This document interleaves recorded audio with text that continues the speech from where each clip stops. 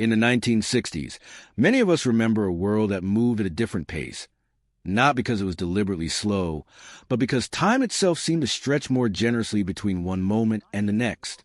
We lived closer to one another, not only in physical distance, but in attention and awareness, and in a quiet sense of mutual presence that required no explanation. Streets were not merely passages for cars. They were extensions of our homes, places where familiar footsteps were recognized long before faces came into view. We did not speak often of community, because it was not an idea to be discussed, but a condition already in place, experienced daily without ceremony. In those days, neighbors were not abstract figures behind closed doors. They were part of the landscape of everyday life, as constant as the sound of radios drifting through open windows or the rhythm of chores marking the hours. We knew who woke early, who returned late, who kept their porch light on longer than most. This knowledge was not gathered through deliberate observation, but through repetition, through the simple act of being present in the same place, day after day. Familiarity grew quietly, without effort, shaped by routine rather than intention. Mornings often began with similar sounds across the neighborhood. Doors opened, screens creaked, and footsteps crossed wooden porches almost in unison. There was comfort in this predictability, a reassurance that life followed a shared rhythm. Children left their homes without much instruction, knowing that the street itself was watched over by many eyes, none of them intrusive, all of them quietly attentive. Adults greeted one another without urgency, exchanging brief words that carried no particular message, yet a firm connection all the same. Domestic life unfolded in ways that now seem almost ceremonial in their simplicity. Laundry hung outdoors, moving gently in the air, marking time as reliably as clocks. Meals were prepared according to habits passed down without written record, guided by memory and repetition. Kitchens were places of steady activity, where the same motions were repeated year after year, not out of obligation, but because they worked. The sound of pots, cutlery, and conversation formed a background that was both personal and communal, distinct to each home yet familiar across many. We learned much by watching, long before we understood that learning was taking place. Values were not announced or debated. They were demonstrated quietly through daily behavior. We observed how adults spoke to one another, how disagreements were handled with restraint, how help was offered without emphasis. These lessons were absorbed gradually, becoming part of us without conscious effort. Over time, they shaped our sense of what was acceptable, what was expected, and what was simply done. Neighbors looked after one another in ways that rarely drew attention. A light left on signaled safety. A curtain not opened by a certain hour invited a discreet inquiry. Assistance arrived without formal request, often before the need was voiced. This care did not feel exceptional, nor was it framed as generosity. It was simply understood that proximity carried responsibility, and that living close meant sharing more than space. Afternoons passed with an unhurried quality that is difficult to describe without comparison. The day did not feel segmented into tasks demanding immediate completion. Instead, time unfolded as a continuous stretch, marked by familiar activities and small pauses. Conversations happened at doorways, on sidewalks, near fences that existed more as boundaries of courtesy than barriers of separation. These exchanges were brief yet frequent, weaving a subtle network of connection that held the neighborhood together.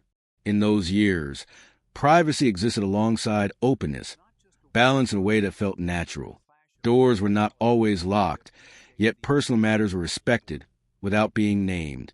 We knew much about one another's routines, but little about private thoughts, and this distinction was quietly maintained. There was dignity in this restraint, an unspoken agreement that closeness did not require intrusion. Respect was shown not through distance, but through attentiveness tempered by discretion. Evenings brought a gradual settling of activity. As daylight softened, the neighborhood seemed to exhale. People returned home, not retreating, but gathering inward. Lights appeared in windows, one by one, like signals exchanged across the street. Sounds diminished, replaced by a calm that felt shared rather than imposed. In this quiet, there was a sense of collective rest, as if everyone participated in the same closing ritual. Children learned the boundaries of their world not through warnings, but through familiarity. They knew which houses felt welcoming, which adults to approach, which paths were safe. This knowledge was reinforced daily through small interactions, gentle corrections, and consistent presence. Trust was built slowly, not as a concept, but as an experience repeated until it became ordinary. Over the years, seasons passed with clear distinction. Changes in weather altered routines, clothing, and conversations, yet the underlying structure of daily life remained stable. Neighbors adjusted together, without coordination, responding to the same conditions with shared understanding shaped by experience.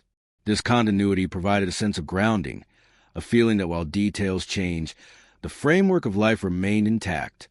We did not often reflect on these patterns while living within them. They were simply how things were done, requiring no commentary. It is only with time and with distance from those years that their significance becomes more apparent. What once felt ordinary now reveals itself as carefully balanced, sustained not by rules, but by habits repeated across many households. As decades passed, the world gradually introduced new ways of living, each promising efficiency, convenience, or progress. These changes arrived quietly at first, blending into existing routines before altering them entirely. The pace of life increased almost imperceptibly, until one day we realized that time no longer lingered as it once had. Moments became more isolated, tasks more defined, interactions more deliberate. Without judgment, we can observe how the nature of neighboring shifted alongside these changes. Physical proximity remained, but awareness diminished. Doors closed more often, not out of mistrust, but habit. Daily routines became less visible, carried out behind walls designed to insulate sound and sight.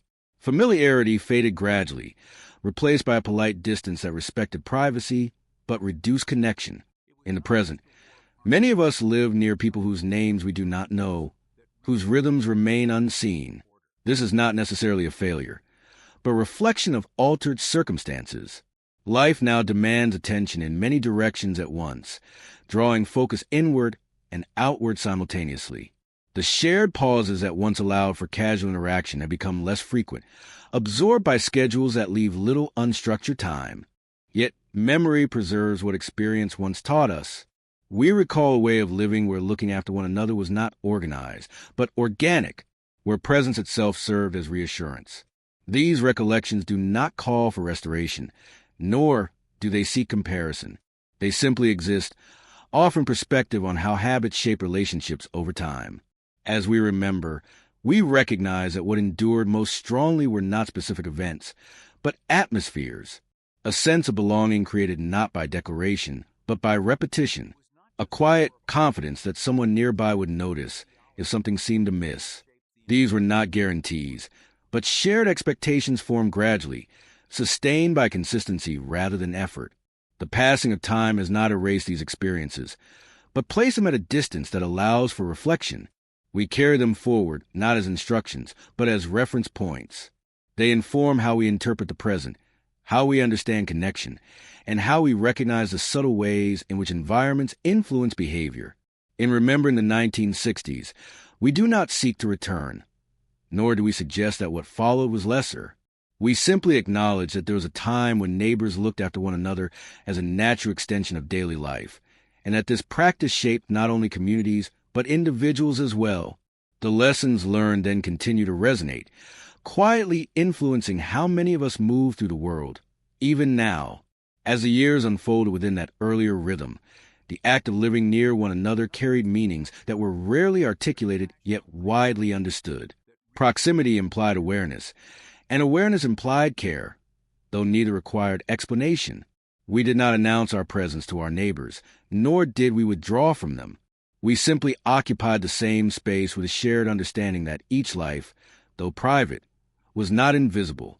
This balance shaped interactions that were modest in form yet enduring in effect.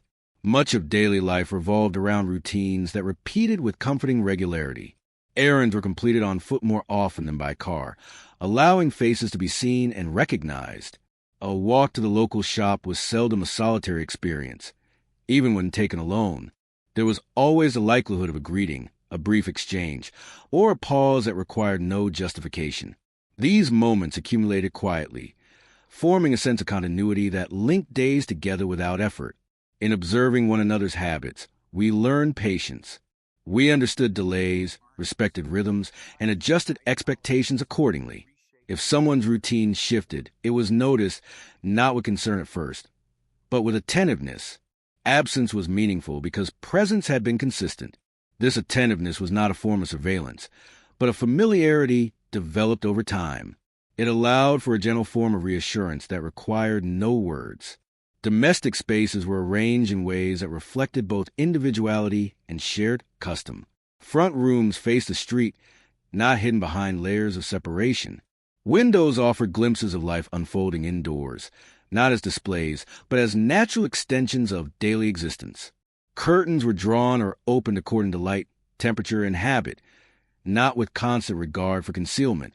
This openness fostered a subtle dialogue between private and public life, one that unfolded without tension. Meals often followed patterns shaped by season, availability, and tradition. Certain days carried specific expectations, though these were rarely stated aloud. The predictability of such routines provided structure without rigidity. Cooking was neither rushed nor romanticized. It was simply done, guided by memory and repetition. The aromas that traveled through open windows and doors were familiar to many, contributing to a shared sensory landscape that linked households together. Children absorbed these patterns naturally, learning not only tasks but timing, tone, and restraint. They watched how adults addressed one another, noting gestures as much as words. Respect was conveyed through posture, pauses, and the willingness to listen. These lessons were not framed as instruction, yet they proved enduring. Over time, they shaped expectations of behavior that extended beyond the household into the broader neighborhood. When difficulties arose, they were acknowledged quietly. Assistance was offered without emphasis, often before it was requested. A meal prepared, an errand completed, a responsibility temporarily shared. These acts were not discussed afterward, nor were they recorded as favors to be repaid. They existed within an understanding that circumstances changed, and that roles shifted accordingly. What mattered was continuity, not accounting. The passage of seasons reinforced this sense of shared experience. Weather influenced daily routines collectively, altering schedules and behaviors in ways that were widely recognized. Cold mornings brought different sounds and movements than warm afternoons. These variations were anticipated rather than resisted, accepted as part of the cycle of living together in the same place. The environment itself became a participant in communal life, shaping interactions subtly yet consistently. Communication relied less on immediacy and more on presence. News traveled through conversation rather than devices, carried by voices that conveyed context and tone. Information arrived with nuance, shaped by familiarity and trust. While this meant that knowledge moved more slowly, it also meant that it was absorbed more fully, grounded in relationships rather than abstraction. Even disagreements unfolded within this framework of recognition. Differences of opinion were expressed with restraint, guided by the awareness that relationships extended beyond any single moment. Words were chosen carefully. Pauses allowed space for reflection. Resolution did not always require consensus, only mutual acknowledgement. The goal was not to prevail, but to maintain continuity. As time progressed, the physical environment began to change in small ways. New constructions appeared, technologies were introduced, and conveniences gradually reshaped daily habits. These changes were not abrupt, but incremental, often welcome for the ease they promised. Yet each adjustment subtly altered the patterns that had once brought neighbors into frequent contact. Tasks that once required leaving the house could now be completed indoors. Interactions that once occurred naturally now required intention. The street, once a shared space of encounter, began to serve primarily as a conduit rather than a meeting place. These shifts did not erase connection, but they altered its form, making it less visible and more optional. We adapted without resistance, as we always had. Habits evolved, routines adjusted, and expectations shifted accordingly. The sense of shared rhythm grew fainter, not through loss, but through redistribution of attention. Lives expanded beyond the immediate environment, drawing focus to wider networks and distant concerns. Still, memory retained the earlier patterns with clarity. We remembered not specific conversations, but the feeling of being known without exposure. We recalled the reassurance of familiarity, the comfort of predictability, the quiet strength of collective awareness. These impressions endured precisely because they were never highlighted at the time. They simply existed, forming the background against which life unfolded. In reflecting on these changes, we recognize that no era stands apart from its circumstances. Each way of living responds to the needs and possibilities of its time. The practices of the past were not inherently superior, nor are present habits deficient. They are different expressions of continuity, shaped by conditions that evolve. What remains constant is a human capacity to adapt, to observe, and to carry forward what has been learned. The values once absorbed through daily routines continue to inform behavior, even when the context has changed. They surface in moments of attentiveness, in gestures of consideration, in the quiet acknowledgement of others sharing the same space. As we move through the present, these memories offer perspective rather than instruction. They remind us that connection can exist without declaration, that care can be woven into routine, and that awareness need not be intrusive to be meaningful. They suggest that what once felt ordinary was, in fact, carefully sustained through consistency and restraint.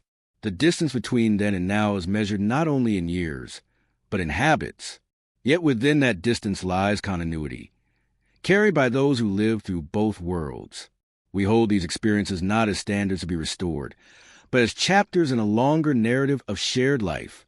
In remembering the ways neighbors once looked after one another, we acknowledge a form of living shaped by presence, patience, and mutual recognition. These qualities do not belong exclusively to any decade. They remain available, resurfacing whenever circumstances allow space for them to take root again, quietly and without announcement. As memory extends further into those years, we begin to recall not only the patterns of living, but the subtle emotional climate that accompanied them. There was a prevailing sense of steadiness, created less by certainty and more by familiarity. Life did not feel simplified, but it felt knowable. The boundaries of daily existence were visible, shaped by repeated experience rather than constant choice. In this environment, neighbors were part of the structure that made life feel anchored, their presence contributing quietly to a shared sense of orientation. We understood one another largely through observation. There was little need for explanation because behavior unfolded openly and consistently. We recognized moods not by words, but by changes in routine, by tones of greeting, by the way a door was closed or left ajar. This attentiveness developed gradually, cultivated through years of proximity rather than intention. It fostered a kind of social awareness that felt intuitive, requiring no conscious effort to maintain. Work and home life were more visibly connected to the surrounding community. Many occupations followed regular hours that aligned neighbor schedules, creating overlapping periods of activity and rest.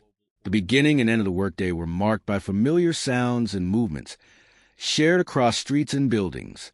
These collective transitions reinforced a sense of togetherness, even when individual tasks differed. Leisure was similarly shaped by shared timing. Evenings unfolded with an unspoken understanding of pace. There was no urgency to fill every moment, nor pressure to remain constantly occupied. Time allowed for pauses, for moments of stillness that did not feel empty. These intervals created space for reflection, for conversation, or simply for quiet presence among others. Social interaction rarely required planning. Encounters happened naturally, emerging from the flow of daily routines. A brief conversation might begin without introduction and end without conclusion, serving no purpose beyond acknowledgement. These exchanges did not seek depth or resolution. Their value lay in repetition, in the steady reinforcement of connection through familiarity. Hospitality followed similar principles. Invitations were extended informally, often without advance notice. Sharing a meal or a moment required little preparation, because expectations were modest and understanding was mutual. Participation mattered more than presentation. This ease reduced barriers between households, allowing relationships to remain flexible and resilient. Over time, these practices shaped a collective sense of trust. Trust did not stem from explicit assurances, but from consistency. People did what they said they would do, arrived when expected, and responded when needed. These behaviors, repeated across many interactions, established reliability as a shared norm. Trust became embedded in routine, requiring no reinforcement beyond continued presence. Children grew within this framework, absorbing its rhythms without analysis. Their world felt contained yet expansive, bounded by familiarity rather than restriction. They learned independence gradually, supported by a network of adults whose roles overlapped without conflict. Authority was dispersed, balanced by mutual respect and shared responsibility. The physical environment reflected these social patterns. Homes were designed with outward orientation, encouraging engagement with the surrounding space. Porches, stoops, and front yards served as transitional zones between private and public life. These areas facilitated casual interaction, allowing connection to occur without obligation. They provided spaces where presence could be acknowledged without commitment. As time passed, technological advancements began to reshape daily habits. New devices promised efficiency and convenience, gradually altering how tasks were completed and time was allocated. While these innovations offered benefits, they also introduced subtle shifts in attention. Activities that once required shared space could now be performed in isolation, reducing opportunities for spontaneous interaction. We adapted to these changes with little resistance, integrating new tools into existing routines. Yet over time, the cumulative effect became apparent. The rhythm of life grew more individualized, less synchronized with those nearby. Shared pauses diminished, replaced by schedules that varied widely from one household to another. Despite these shifts, the memory of earlier patterns remained vivid. We remembered a time when awareness of others was woven into daily life, when neighbors were part of the background rather than distant figures. These recollections did not evoke longing, but recognition. They reminded us of a mode of living shaped by continuity, rather than choice. Reflection allows us to see how values once learned through observation continue to influence behavior. Even as contexts change, the principles absorbed in earlier years persist. They appear in gestures of courtesy, in patience during interaction, in the willingness to notice and respond. These qualities endure because they were internalized through experience, not instruction. The contrast between past and present emerges quietly, without need for comparison. We observe differences without assigning judgment, understanding that each era reflects its own conditions. The closeness once fostered by shared routines has given way to connections formed through different means. Neither is inherently better. Each carries its own balance of strengths and limitations. What remains significant is the capacity to remember and reflect. Memory provides continuity, linking experiences across time. It allows us to recognize patterns, to understand how habits shape relationships, and to appreciate the subtle forces that influence communal life. As we consider how neighbors once looked after one another, we recognize that this care was not structured or formalized. It arose from presence, from shared space and time. It was sustained through repetition, reinforced by familiarity, and guided by restraint. These elements combined to create an environment where connection felt natural rather than imposed. In the present, opportunities for such connections still exist, though they may require different forms of engagement. The lessons of the past do not prescribe specific actions, but they inform awareness. They remind us that attention, consistency, and respect can foster trust, even amid changing circumstances. The passage of time has altered the surface of daily life, but it has not erased the underlying human need for recognition and care. These needs continue to shape behavior, adapting to new contexts while retaining familiar forms. Memory serves as a bridge between what was and what is, offering insight without directive. In acknowledging this continuity, we honor the experiences that shaped us. We recognize that the ways we once lived alongside one another contributed to our understanding of connection, responsibility, and shared presence. These understandings remain part of us, informing how we navigate the present and envision the future. Thus, the story of neighbors looking after one another extends beyond a specific decade.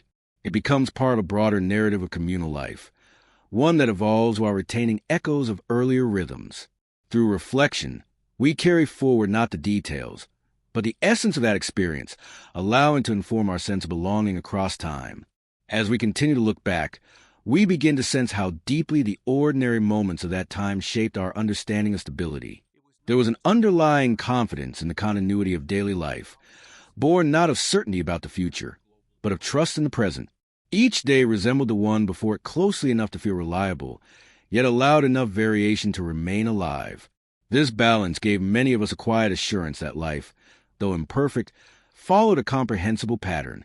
The presence of neighbors contributed significantly to this feeling. Their routines intersected with ours in predictable ways, creating a subtle framework of expectation. We knew when the street would be active and when it would grow quiet. We recognized the rhythms of departure and return, of work and rest. These patterns did not require coordination. They emerged naturally from shared circumstances and habits repeated over time. Silence itself played an important role in shaping those years. It was not something to be filled or avoided, but a natural part of the day. Quiet afternoons and evenings allowed space for reflection without isolation. The absence of constant stimulation made room for observation, for noticing small details that might otherwise pass unnoticed. In this environment, awareness of others deepened, not through conversation alone, but through shared stillness. Much of what we learned about responsibility came from watching how adults responded to ordinary situations. There were no elaborate explanations, no formal lessons. Instead, behavior spoke for itself. We observed how commitments were honored, how patience was practiced, how restraint guided action. These examples accumulated slowly, forming a foundation of understanding that felt intuitive rather than imposed. Neighbors often served as informal points of reference. Their presence reinforced a sense of accountability that was gentle but effective. Knowing that others were nearby, familiar with one's routines, encouraged consideration without pressure. Actions were guided not by fear or judgment, but by awareness of shared space. This awareness fostered a form of self-regulation rooted in respect rather than enforcement. Domestic responsibilities were approached with similar steadiness. Tasks were completed because they needed to be done, not because they were framed as burdens. There was dignity in work performed quietly and consistently, whether inside the home or in shared spaces. Effort was recognized through its results rather than its announcement. This approach reinforced the value of contribution without spectacle. The pace of life allowed for gradual adaptation to change. When circumstances shifted, adjustments were made incrementally, guided by experience rather than urgency. There was time to observe, to consider, and to respond thoughtfully. This measured response reduced disruption, allowing continuity to be preserved even as details evolved. Over time, broader social and economic forces introduced new pressures and opportunities. Mobility increased, drawing attention beyond immediate surroundings. Information traveled faster, connecting people across greater distances. These developments expanded horizons while simultaneously reducing reliance on local networks. The balance between proximity and reach began to shift. We embraced these changes as part of natural progression. New possibilities were welcomed, and routines adjusted accordingly. Yet as attention dispersed, the subtle bonds formed through shared daily presence weakened. Neighbors became less central to one another's lives, not through conflict or neglect, but through redirection of focus. Despite this, the memory of earlier closeness remained intact. We carried with us the understanding that living near others once implied a certain level of mutual awareness. This understanding continued to influence expectations, even as circumstances made its expression less frequent. It shaped how we interpreted interactions, how we responded to moments of connection when they arose. Reflection reveals that much of what we valued in that earlier time was not tied to specific practices, but to underlying attitudes. Patience, attentiveness, and restraint were woven into daily life through habit rather than instruction. These qualities created an environment where care felt natural and unobtrusive. In the present, the forms through which connection occurs have diversified. Relationships are maintained through various means, often independent of physical proximity. This shift has altered the role of neighbors, redefining what it means to live alongside others. Awareness has become more selective, guided by choice rather than circumstance. Yet the human capacity for recognition remains unchanged. We still respond to presence, still find reassurance in familiarity, still value gestures of consideration. These responses emerge whenever conditions allow space for them, suggesting continuity beneath surface change. As we think back, We recognize that the earlier way of living was sustained by an alignment of factors that cannot be recreated exactly. The pace of life, the structure of work, and the design of environments all contributed to patterns of interaction. These elements work together, reinforcing one another through repetition. What endures is not the form, but the understanding that habits shape relationships. The way time is organized, the spaces we inhabit, and the routines we follow all influence how we connect with others. Awareness of this relationship allows for thoughtful adaptation, even as contexts change. Memory serves not as a directive, but as a reference. It reminds us that connection once arose effortlessly from shared presence, and that such connection carries value beyond its immediate expression. This reminder encourages attentiveness, even when circumstances differ. In acknowledging these reflections, we do not idealize the past, nor do we diminish the present. We simply recognize that different arrangements yield different experiences. Each era offers its own forms of connection, shaped by prevailing conditions and collective choices. The story of neighbors looking after one another thus becomes part of a larger reflection on how societies organize daily life. It invites consideration of how small, repeated actions contribute to broader patterns of interaction. It highlights the role of consistency in fostering trust and the importance of restraint in maintaining dignity. As time continues to move forward, these insights remain relevant. They inform how we interpret our surroundings, how we respond to others, and how we understand our place within shared spaces. They remind us that connection need not be dramatic to be meaningful, and that care often reveals itself in quiet, consistent ways. In carrying these memories with us, we preserve more than recollection. We retain a sense of continuity that links past experience to present awareness. This continuity enriches understanding, offering depth without demanding return. It allows us to move forward with perspective, grounded in what has been lived and observed. Thus, the memory of that earlier time remains not as an endpoint, but as a thread woven into the broader fabric of lived experience. It continues to inform how many of us perceive community, responsibility, and shared presence, even as the forms through which these are expressed continue to evolve. As we remain within this long reflection, another aspect of those years gradually comes into focus: the way patience shaped everyday interactions. Time did not feel compressed, nor did it demand constant acceleration. Waiting was not considered an inconvenience, but a natural part of living among others. Lines moved slowly, responses arrived in their own moment, and expectations adjusted accordingly. This patience softened interactions, allowing room for understanding without the need for explanation. Neighbors, in this context, became witnesses to one another's lives rather than commentators on them. We observed milestones quietly, noting changes without intrusion. Growth, aging, and transition unfolded in plain sight, yet without spectacle. There was an acceptance that life progressed unevenly, and that each household carried its own rhythm. This acceptance reduced comparison and encouraged a steady tolerance for difference. The absence of constant urgency influenced how decisions were made. Choices were often guided by precedent rather than impulse. People relied on what had worked before, adjusting gradually rather than seeking immediate resolution. This approach fostered continuity, allowing habits to evolve slowly in response to changing needs. Stability emerged not from rigidity, but from the willingness to let patterns settle naturally. Much of this steadiness was reinforced through shared observation.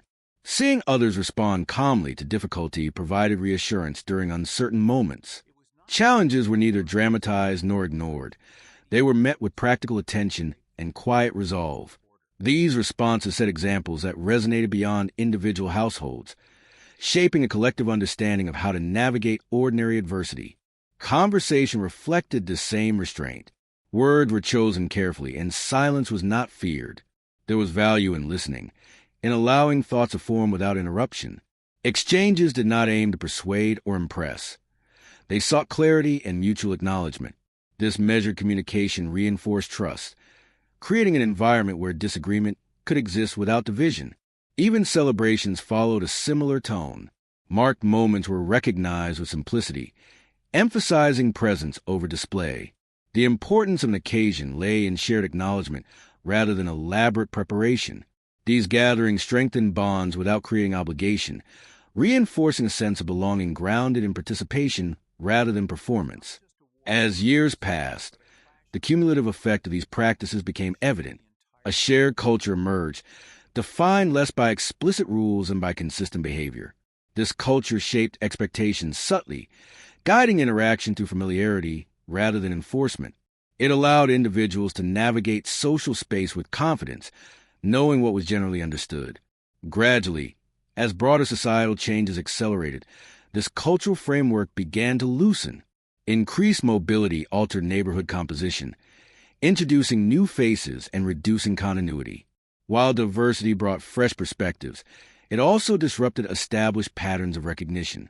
Familiarity required time to develop, yet time itself became more fragmented. Technological advancements further reshaped attention. Communication became faster and more efficient, yet also more selective. Interactions once embedded in daily routines now required conscious effort. The ease of reaching distant contacts reduced reliance on those nearby, shifting the center of social life outward. We adapted to these changes with characteristic resilience. New habits formed, reflecting evolving circumstances. Yet beneath this adaptation, memories of earlier patterns remained, offering contrast rather than critique. They highlighted how environmental conditions influence social behavior, shaping connection through structure rather than intention. Reflection allows us to see that the sense of being looked after once emerged naturally from shared routines. It did not require constant interaction, nor did it depend on intimacy. It arose from awareness, from the quiet knowledge that others were present and attentive. This presence provided reassurance without demand. In the present, the form of this reassurance has changed. Support systems have become more formalized, and connections often span greater distances. While these developments offer advantages, they also alter the texture of daily life. The subtle comfort of familiar presence is less frequent, replaced by networks that function differently. Yet the underlying desire for recognition persists. We continue to value acknowledgement, consistency, and consideration. These values surface in small ways, whenever circumstances allow. They appear in courteous exchanges, in patient responses, and in the willingness to notice others within shared spaces. As we carry these memories forward, they serve not as prescriptions, but as reminders. They suggest that connection does not always require effortful construction. Sometimes, it emerges naturally when conditions support presence and patience. Understanding this helps us appreciate both what has changed and what remains possible. The passage of time has layered experience, adding complexity without erasing foundation. We hold within us multiple ways of living shaped by different eras. This layered perspective enriches understanding, allowing us to navigate the present with awareness informed by the past. In acknowledging how neighbors once looked after one another, we recognize a form of social cohesion sustained by habit and restraint. It thrived within a specific context, yet its essence remains relevant. It reminds us that care can be woven quietly into daily life, without ceremony or declaration. As the narrative continues, these reflections deepen, revealing how memory and experience intersect to shape perception. We see that what once felt ordinary was, in fact, carefully balanced. Its legacy lies not in replication, but in the insight it provides into the relationship between time, habit, and human connection. Thus, the fifth layer of reflection settles gently into the broader continuum of remembrance. It adds depth without disruption, reinforcing the understanding that the past informs the present not through instruction, but through perspective. In this way, memory continues its quiet work, guiding awareness as life moves forward. As the reflection continues to unfold, we begin to notice how the sense of belonging that marked those years was sustained by repetition rather than affirmation. We did not often speak of feeling connected, yet connection was present in the structure of daily life. Familiar faces appeared with regularity, voices were recognized without effort, and movements followed patterns that reassured more than they surprised. This repetition did not create monotony. Instead, it provided a foundation upon which subtle variation could occur without disruption. Trust grew slowly within this framework. It was not assumed immediately, nor was it tested deliberately. It developed through consistent behavior observed over time. Reliability revealed itself in small actions, arriving when expected, responding when needed, respecting boundaries without instruction.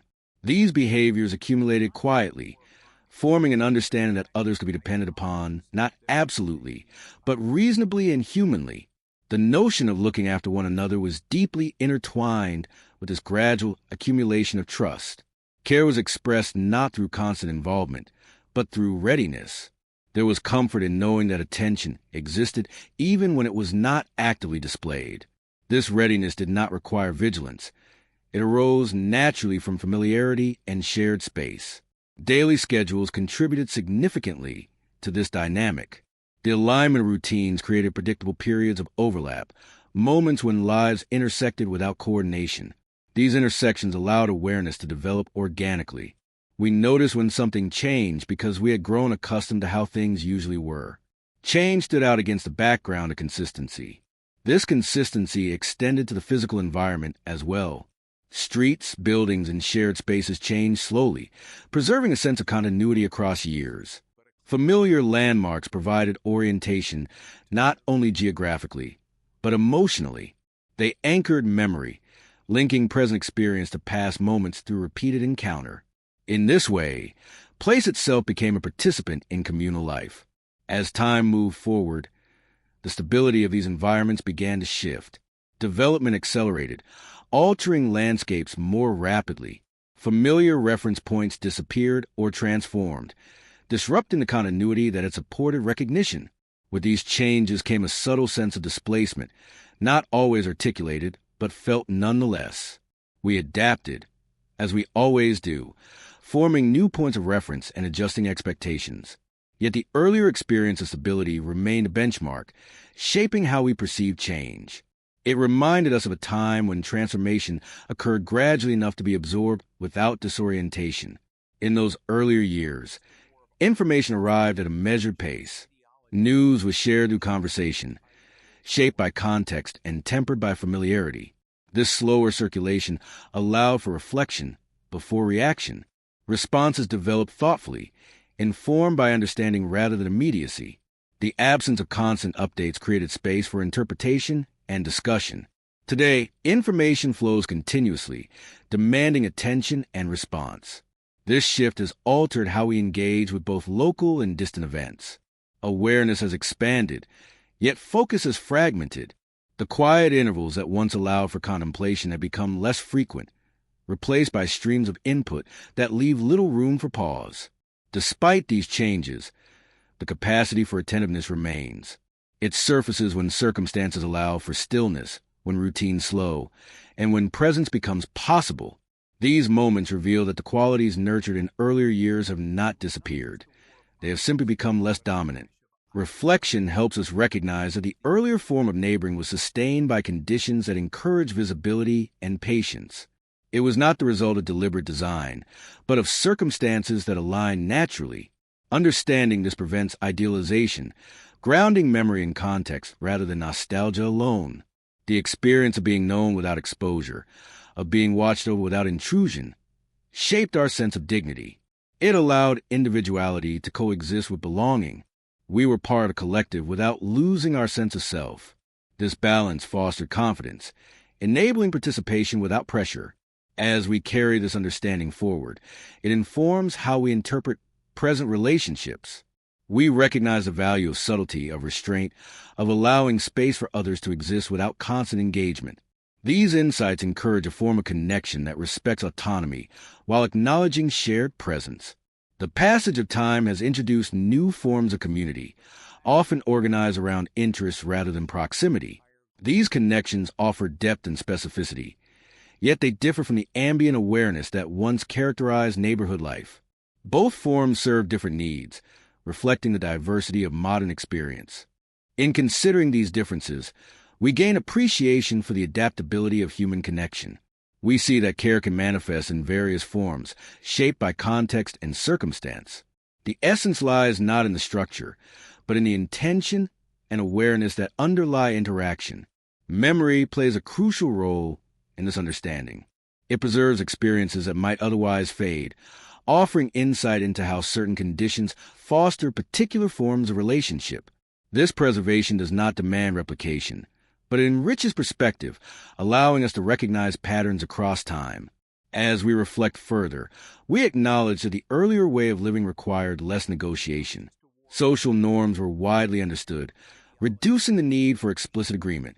This shared understanding simplified interaction, allowing focus to remain on living rather than managing relationships.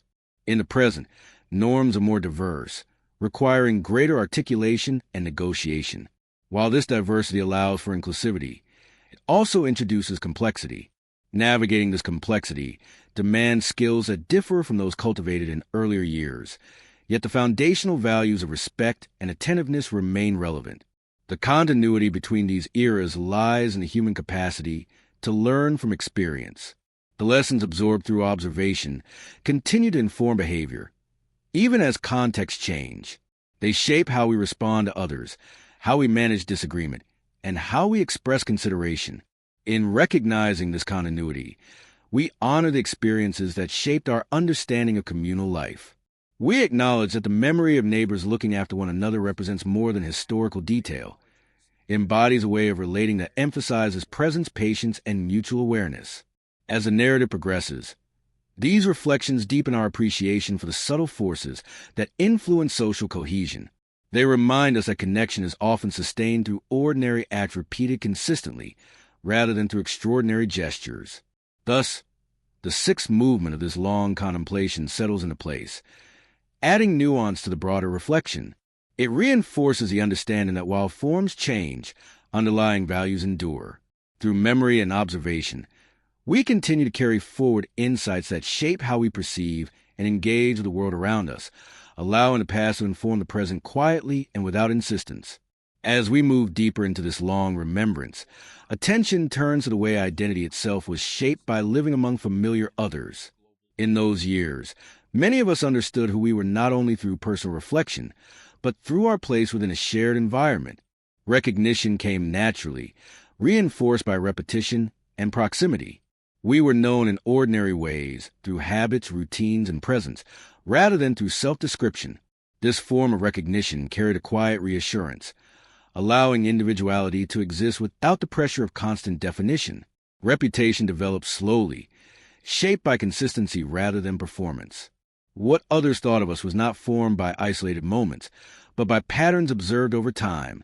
A single misstep did not define a person, nor did a single success elevate one beyond measure. Balance was maintained through continuity, offering space for imperfection within an overall sense of reliability. This tempered approach encouraged patience, both toward oneself and toward others. The absence of constant evaluation contributed to a calmer social atmosphere. Without the expectation of immediate response or explanation, interactions unfolded at a measured pace. People were allowed to have quiet days, to withdraw temporarily without signaling distress, to exist without constant affirmation.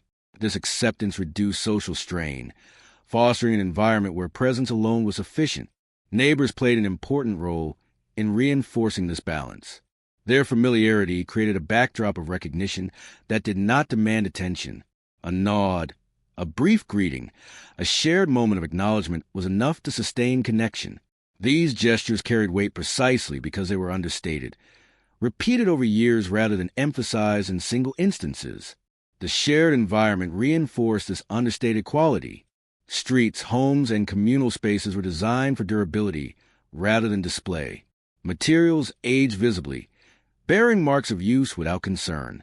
This visible passage of time mirrored the social environment, where change was gradual and adaptation was expected. The physical world did not insist on constant renewal, allowing memory to remain visible. This visibility of time fostered continuity across generations. Younger members of the community observed not only people, but places that held history. Familiar surroundings provided context, linking present experience to past events without narration.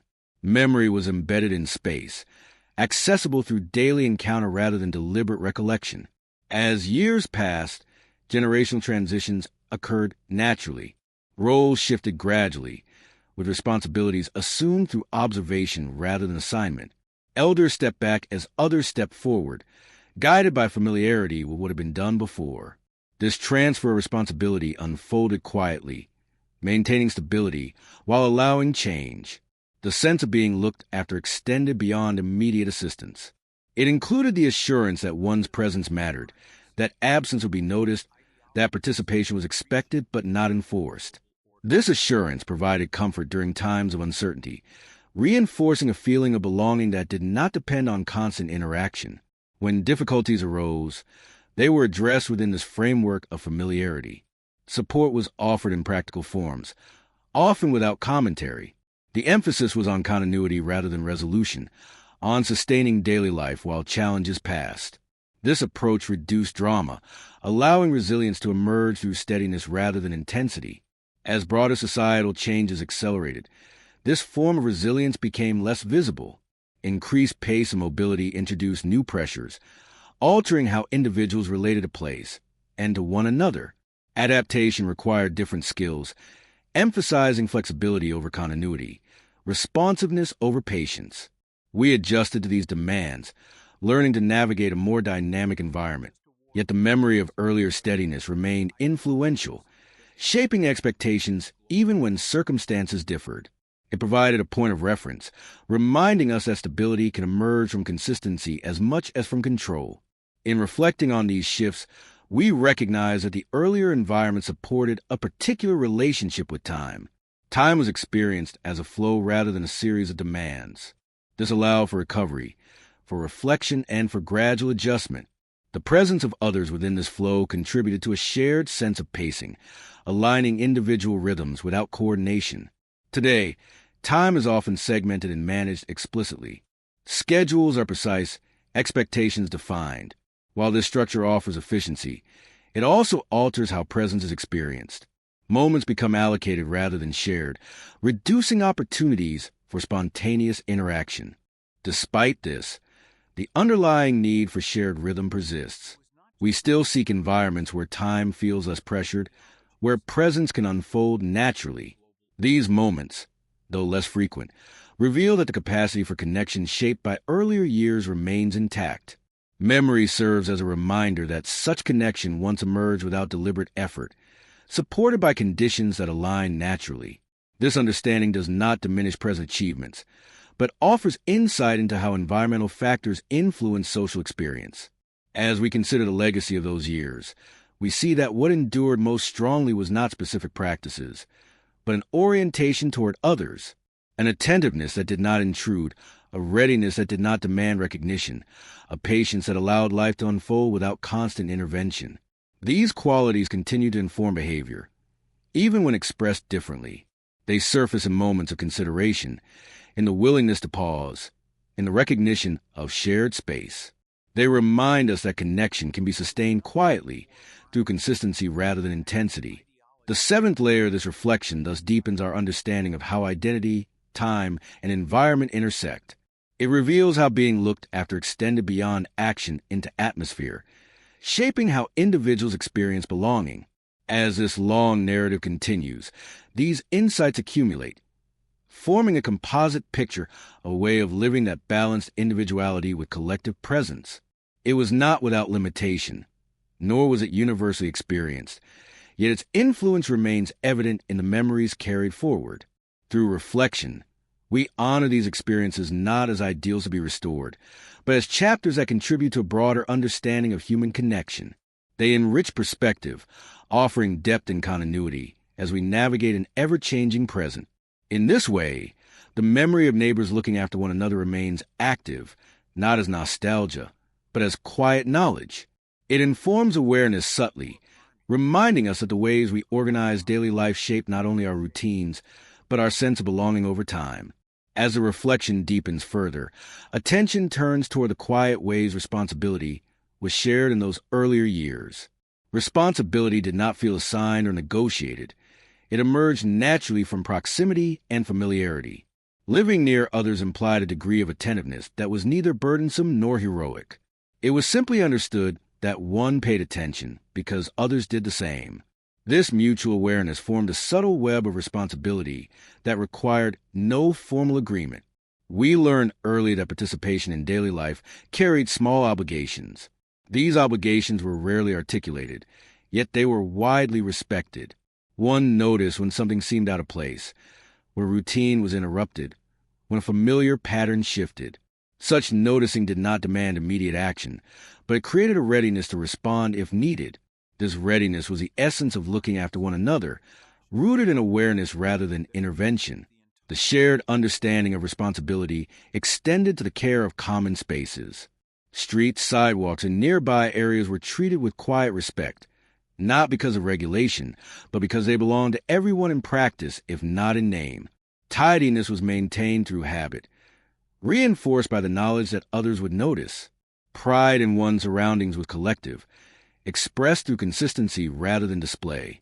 This collective approach reduced the need for enforcement. Expectations were upheld through example rather than instruction. Seeing others act with consideration reinforced similar behavior, creating a self-sustaining cycle of attentiveness. Over time, this cycle shaped norms that felt natural, guiding behavior without requiring constant reflection. The sense of shared responsibility also influenced how help was perceived. Assistance was not framed as charity, nor was it accompanied by obligation. It was part of the ongoing exchange that defined daily life. One gave when able and received when needed, without emphasis on balance. This fluidity reduced discomfort, allowing support to circulate quietly through the community.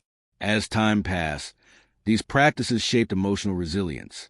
Knowing that one was not entirely alone, even during quiet moments, provided reassurance. This reassurance did not depend on constant interaction. It rested on the understanding that others were present, attentive, and willing to respond if circumstances required. This knowledge softened uncertainty, offering comfort without intrusion. The absence of constant affirmation allowed individuals to develop inner steadiness. Without the need to continuously assert identity or status, people were free to exist within their routines. Worth was not measured by visibility or productivity, but by participation and reliability. This understated approach fostered confidence, grounded in continuity rather than comparison. As broader cultural shifts introduced new expectations, this form of steadiness became less common. Increased emphasis on individual achievement and self-expression altered how people related to one another. Responsibility became more defined, often limited to explicit roles and agreements. While this clarity brought efficiency, it also narrowed the scope of informal care.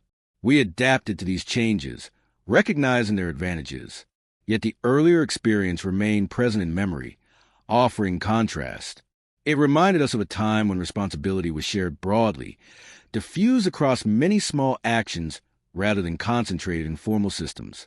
This diffusion allowed care to feel organic, woven into daily life. Reflection reveals that this organic quality depended on shared conditions that no longer exist in the same form. The pace of life, the design of environments, and the structure of work all supported a mode of living where informal responsibility could flourish. Understanding this context prevents idealization, grounding memory in reality. Still, the underlying principle remains relevant. Attention, consistency, and readiness continue to shape how people relate within shared spaces. Even in changed circumstances, these qualities can surface when time and environment allow. They appear in moments of courtesy, in patient observation, in the willingness to acknowledge others without expectation. The passage of time has introduced new forms of connection, often mediated by distance and technology. These connections offer breadth and immediacy, yet they differ from the ambient awareness that once characterized neighborhood life. Each form carries its own strengths, reflecting the needs and possibilities of its era. In acknowledging these differences, we gain a broader understanding of how human connection adapts. We see that care does not disappear. It transforms. Its expression shifts in response to context, yet its essence remains recognizable. Memory helps us identify this essence, allowing us to appreciate continuity beneath change. As we move through the present, these reflections encourage attentiveness without nostalgia. They invite us to notice how our own routines shape interaction, how shared spaces influence awareness, and how small, repeated actions contribute to a sense of belonging. They remind us that responsibility need not be heavy to be meaningful. The eighth layer of this contemplation thus adds another dimension to the narrative. It highlights how looking after one another was sustained through shared responsibility expressed quietly and consistently. It shows how this responsibility fosters resilience, dignity, and mutual respect without requiring constant affirmation. As the narrative continues, these insights accumulate, deepening our understanding of the past while illuminating the present. They reinforce the idea that the ways we live together are shaped as much by habit as by intention, and that memory serves as a guide to recognizing patterns across time. In carrying these reflections forward, we do not seek to recreate a specific era. Instead, we carry an awareness of how conditions influence connection and how simple attentiveness can sustain a sense of shared life. This awareness enriches perception, allowing us to move forward with perspective rather than longing. Thus, the memory of neighbors looking after one another remains active within us, informing understanding quietly. It continues to shape how many of us interpret presence, responsibility, and care, offering depth to our experience of living among others as time moves steadily onward. As this reflection moves onward, attention gradually settles on how memory itself reshapes what we carry from those years.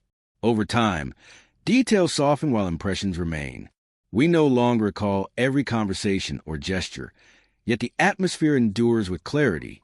What stays with us is not a record of events, but a feeling of coherence, a sense that daily life once fit together with fewer seams. This coherence arose not from uniformity, but from an alignment between pace, place, and expectation that allowed experience to flow without constant adjustment.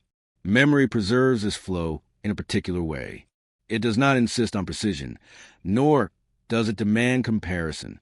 Instead, it offers continuity, connecting past experience to present awareness without instruction. When we recall how neighbors once looked after one another, we are not revisiting a system or set of rules.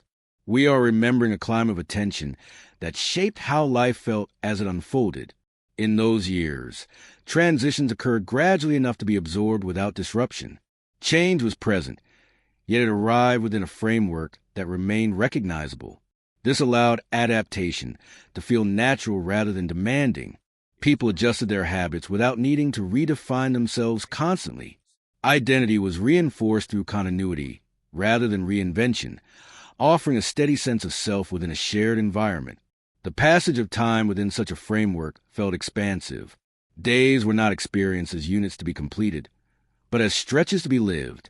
This expansiveness supported reflection, allowing thoughts to settle and experiences to be integrated. In this environment, awareness of others deepened organically, supported by shared pauses and unhurried routines. As the years advanced and the pace of life increased, this expansiveness gradually diminished. Time became segmented, measured, and managed more explicitly. While this brought efficiency, it also altered the texture of experience. Moments became more distinct, yet less connected. Reflection required intention rather than emerging naturally from stillness. Despite this shift, the capacity for reflection remained. It simply found different forms, often emerging later in life, when distance from earlier years allowed perspective to develop.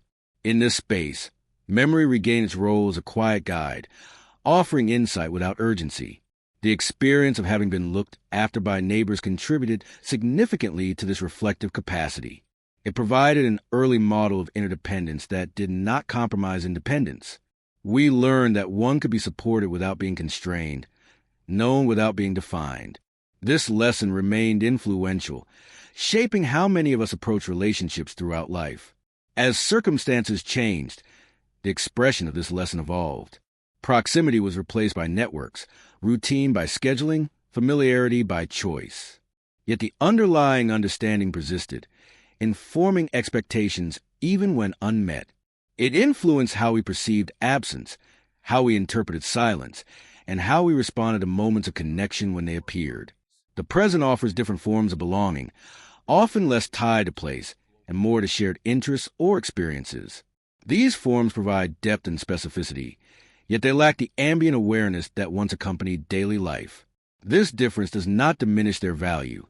It simply alters the nature of connection. In reflecting on this alteration, we recognize that awareness once flowed outward more readily, supported by environmental conditions that encouraged observation. Today, attention is often directed inward or outward toward distant concerns, leaving less space for the immediate surroundings. This shift affects how responsibility and care are perceived, concentrating them within defined roles rather than diffusing them broadly. Still, moments arise when the earlier pattern briefly reappears. A shared pause, an unplanned exchange, a gesture of consideration reminds us that the capacity for ambient awareness remains.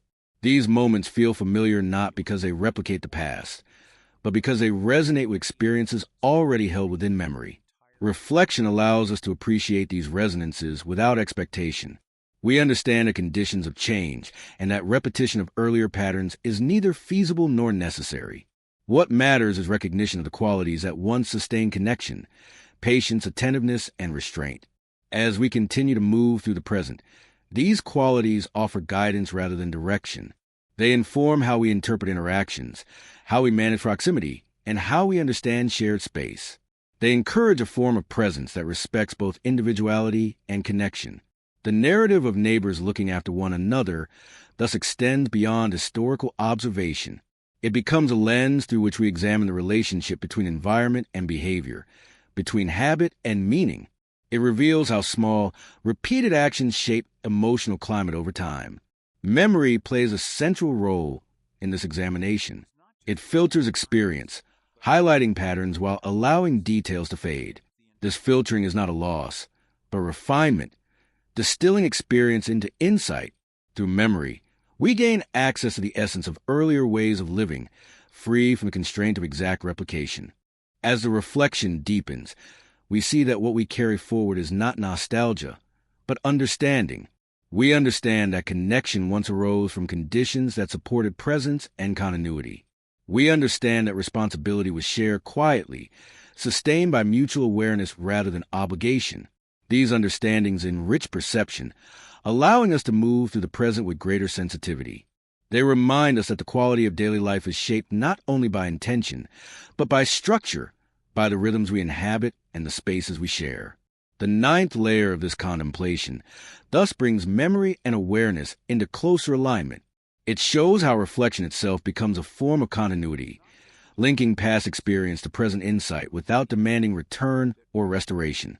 As this long narrative continues to unfold, these reflections accumulate gently, forming a composite understanding of communal life across time. They reveal that while forms change, the human capacity for connection remains adaptable, responsive to conditions both old and new. In this way, the memory of neighbors once looking after one another remains a living influence.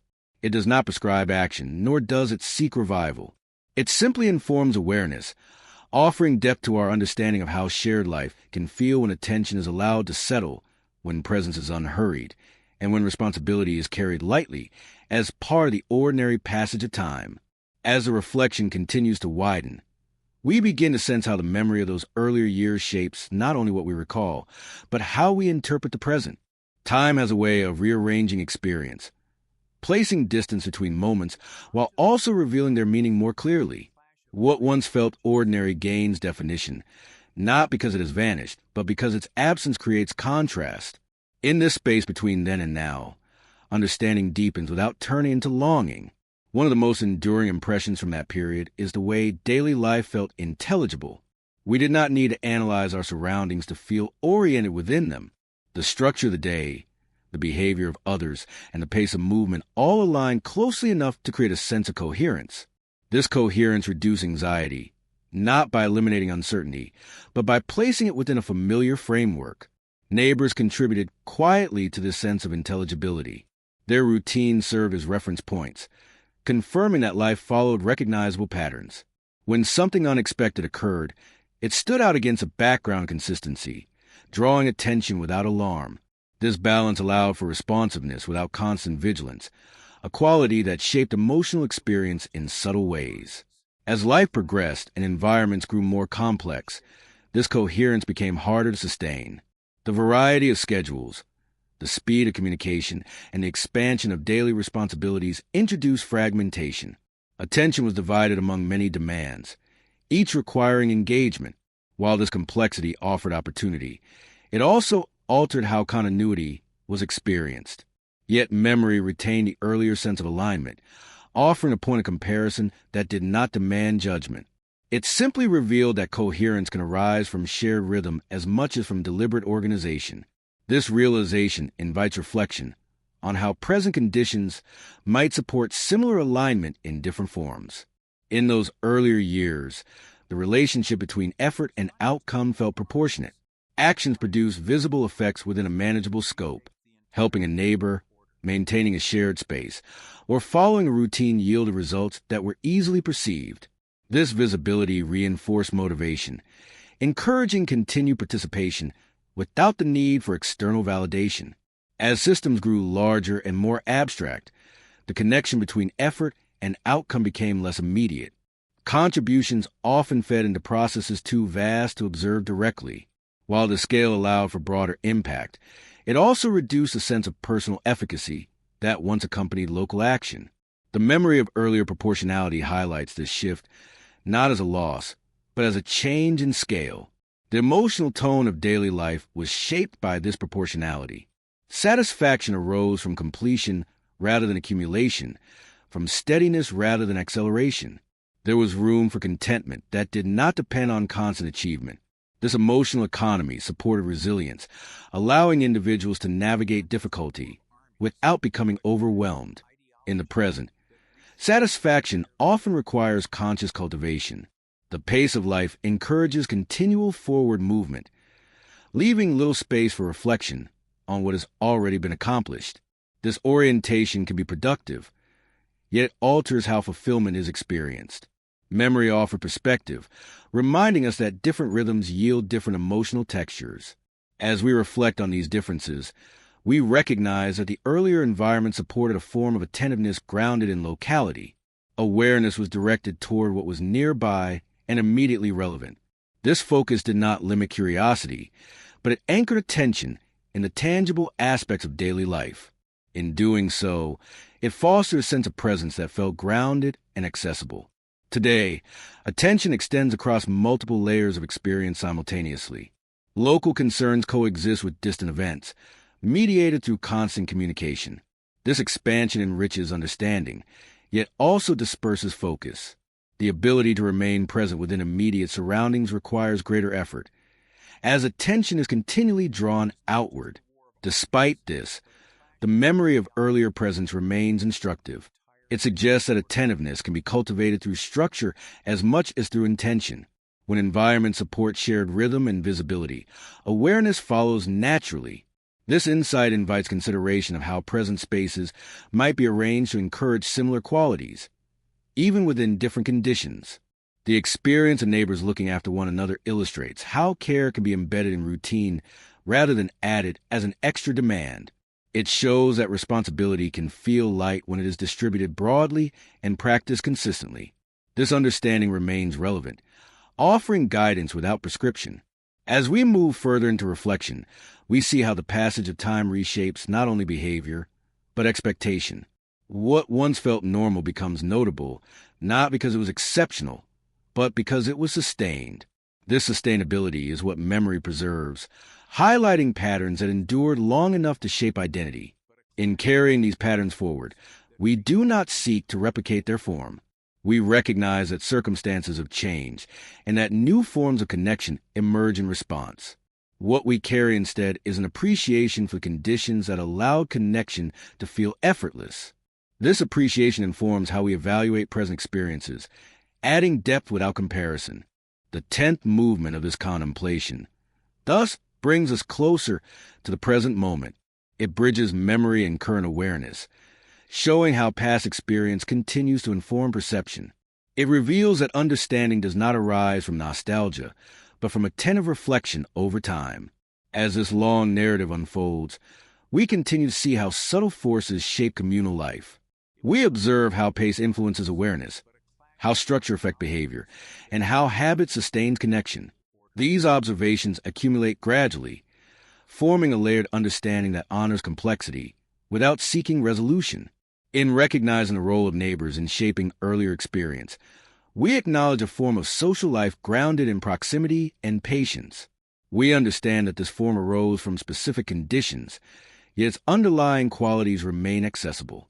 They appear whenever attention is allowed to settle, and routines create space for recognition. Thus, the memory of that earlier time continues to offer insight, not as a standard to be met, but as a reference that deepens awareness. It reminds us that connection often grows quietly, supported by consistency rather than intention, and that responsibility can be shared gently when life allows room for it. As we move onward, this understanding remains with us, shaping how we perceive the flow of daily life. It enriches the present by adding dimension, allowing us to recognize continuity within change.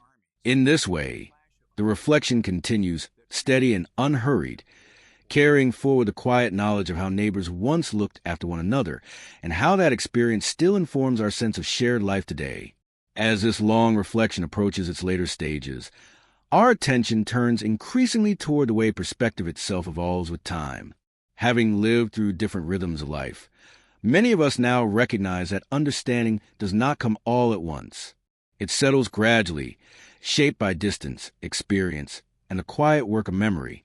What once felt simply normal acquires meaning only after its change, revealing its influence through absence rather than presence. In those earlier years, the sense of being part of a shared world was rarely questioned.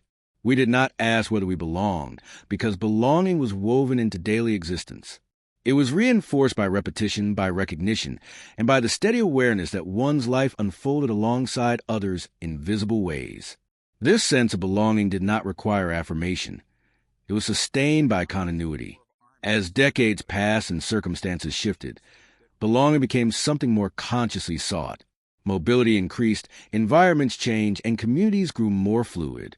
People learned to build connection deliberately, often across distance and difference.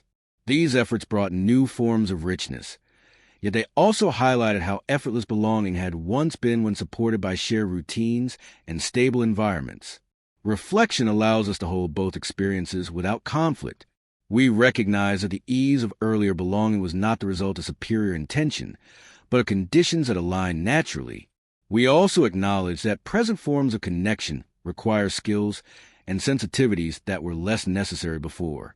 Each era cultivates its own strengths, shaped by the challenges it presents. The memory of neighbors looking after one another contributes significantly to this balanced understanding. It reminds us that care once operated quietly, embedded in habit rather than articulated through language. People did not often speak of support or community, because these were not abstract concepts. They were lived realities expressed through small, repeated actions. These actions rarely stood out at the time. They blended into the background of daily life, noticeable only when absent. A familiar sound not heard, a routine interrupted, a presence missing.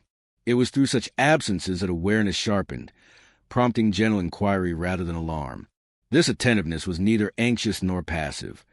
It was measured, shaped by familiarity and trust. Over time, this form of attentiveness contributed to emotional maturity. It taught us to notice without immediately reacting, to observe before intervening. It fostered patience, allowing situations to unfold before conclusions were drawn. These skills proved valuable beyond the neighborhood, influencing how many of us approach relationships, work, and responsibility throughout life. As environments grew more complex, these skills were tested. Faster pace and greater uncertainty encouraged quicker responses and clearer boundaries. While these adaptations were necessary, they sometimes reduce opportunities for observation and restraint. The memory of earlier patience thus offers perspective, reminding us that not all situations require immediate resolution. In later years, many of us come to appreciate this perspective more fully. Distance from earlier experiences allows us to see patterns that were invisible while living within them. We recognize how habits shape perception, how structure influences behavior, and how small consistencies accumulate into lasting impressions. This recognition does not diminish present realities. Instead, it enriches them, adding layers of understanding that deepen experience. We become more aware of how environments affect us, how pace alters awareness, and how connection can be fostered or hindered by the arrangements of daily life. The narrative of neighbors once looking after one another thus becomes a lens through which we examine broader questions of continuity and change. It invites us to consider how social life is shaped not only by values, but by conditions that enable those values to be expressed naturally. As we reflect, We see that responsibility once felt lighter because it was shared widely and practiced quietly. No single person carried the burden of vigilance. Awareness was distributed across many individuals, each contributing small acts of attention. This distribution reduced strain, allowing care to function as part of ordinary life rather than as an added demand. In the present, responsibility is often concentrated within specific roles or systems. While this concentration brings clarity and efficiency, it also alters the emotional experience of care. The memory of earlier diffusion offers contrast, highlighting how different structures produce different sensations of responsibility. Yet memory also teaches humility. We understand that the past cannot be isolated from its context, nor can it be lifted wholesale into the present. The conditions that supported earlier forms of neighboring no longer exist in the same configuration. What remain transferable are insights, not practices. These insights encourage us to pay attention to how our own environments shape interaction. They invite us to notice where pace might be slowed, where visibility might be increased, where routines might create space for recognition. They do not demand change, but they offer awareness. As this contemplation deepens, we become more attuned to the quiet ways continuity persists. Even amid change, certain gestures, habits, and expectations endure. Courtesy, patience, and attentiveness still find expression, though often in subtler or less frequent forms. Their presence reminds us that human connection adapts rather than disappears. The 11th movement of this reflection thus centers on perspective gained through time. It shows how memory matures, shifting from recollection to understanding. It reveals that what we carry forward is not longing, but clarity about how life once felt and why. This clarity informs how we interpret present experience. It allows us to see fragmentation without despair and complexity without overwhelm. It encourages acceptance of change alongside appreciation of what has shaped us. As we move closer to conclusion of this long narrative, these reflections settle into a calm awareness. We recognize that the story of neighbors looking after one another is not a closed chapter, but part of an ongoing exploration of how people live together across time. It reminds us that connection is influenced as much by structure as by intention, and that care often emerges most naturally when life allows room for attention and patience. These lessons remain relevant, not as directives, but as quiet companions to reflection. In carrying this understanding forward, we honor both past and present. We acknowledge what was lived, what has changed, and what continues in altered form. This balanced awareness allows us to move to the present with greater sensitivity, informed by experience rather than constrained by it. Thus, the reflection continues, steady and composed, guided by memory that has softened into insight. It affirms that while the ways neighbors once looked after one another belong to a particular time, the understanding gained from that experience continues to shape how many of us perceive shared life, responsibility, and presence as time moves gently onward.